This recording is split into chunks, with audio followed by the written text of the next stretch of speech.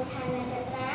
ហើយនៅឋានទី5ក៏នៃសាលាបឋមសិក្សាសម្ដេចព្រះកថាសីនៅបណ្ដាបណ្ឌិតសីហនុដាក់ស្ថិតនៅក្នុងភូមិស្រះកៅភូមិយ៉ាងចាស់ស្រុកឧត្តមរាជ័យខេត្តកំពង់ស្ពឺថ្ងៃនេះខ្ញុំពិតជាសប្បាយចិត្តណាស់ដែលបានមកប្រឡងដំណើរថ្មីនេះហើយថ្ងៃនេះខ្ញុំសូមលើកយកអត្ថបទមួយមកអានដែលមានចំណងជើងថា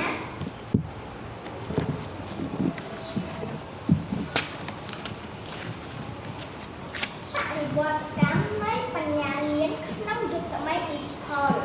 សមមានស្ដាប់ដូចតទៅនៅក្នុងបរិបទនៃសកលភាវូបនីយកម្ម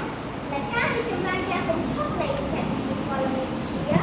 អំណាចនៃត្រូវបានកំណត់ក្នុងតែការអានអក្សរនៅលើសន្លឹកក្រដាសឬសិលាចារឹកទៀតហើយ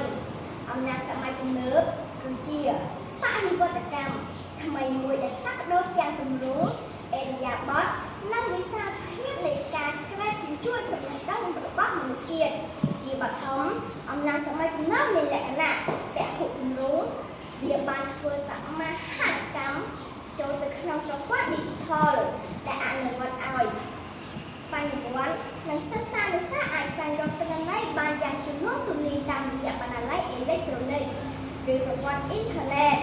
ភាពងាយស្រួលនេះបានបង្កើតនូវ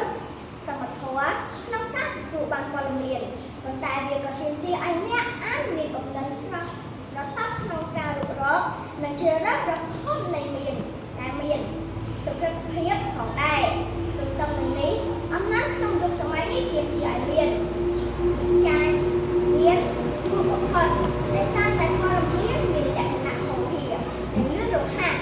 អ្នកអានងាយនឹងធ្លាក់ចុះក្នុងអន្ទាក់នៃព័ត៌មានខ្លាំងៗឬក្នុងសារដែលគ្មានមូលដ្ឋានច្បាស់លាស់ដូច្នេះអំណាចសម័យទំនើបមិនមែនគ្រាន់តែជាការអានដើម្បីដឹងទេតែជាការអានប្រកបដោយការត្រិះរិះពិចារណាដើម្បីកំប្លែងព័ត៌មានទាំងនោះទៅជាបញ្ញាញាណដែលអាចយកទៅអនុវត្តបានក្នុងជីវិតជាក់ស្ដែងលើពីនេះទៅទៀតអំណាចសម័យទំនើបគឺជាការតាលិកនៃនវានុវត្តន៍ការអានអត្ថបទស្រាវជ្រាវថ្មីការតាមដាននិងមានការពិភពលោកและការសិក្សាពីគំនិតច្នៃប្រឌិតរបស់អ្នកដទៃតាមរយៈបណ្ដាញសង្គមដូចជាវាចម្លងដែលព្រមឲ្យមនុស្សមានគំនិតបង្កើតថ្មីអ្នកអានដែលមានសមត្ថភាពគឺជាអ្នកដែលអាចធ្វើសំយោគចំណេះដឹងចាស់និងថ្មីដើម្បីបង្កើតជាទស្សនៈខ្សែផ្ទាល់ខ្លួនមួយដ៏រឹងមាំសរុបសេចក្តីមកអំណាចសម័យទំនើបគឺជាដំណើរការដ៏ស្មុគស្មាញមួយដែលទាមទារទាំងបច្ចេកទេសនិងមនសិការទោះបីជាឧបករណ៍នៃការអានបានផ្លាស់ប្ដូរពីស្លឹករឹតមកជាអេក្រង់touch screenយ៉ាងណាក្តី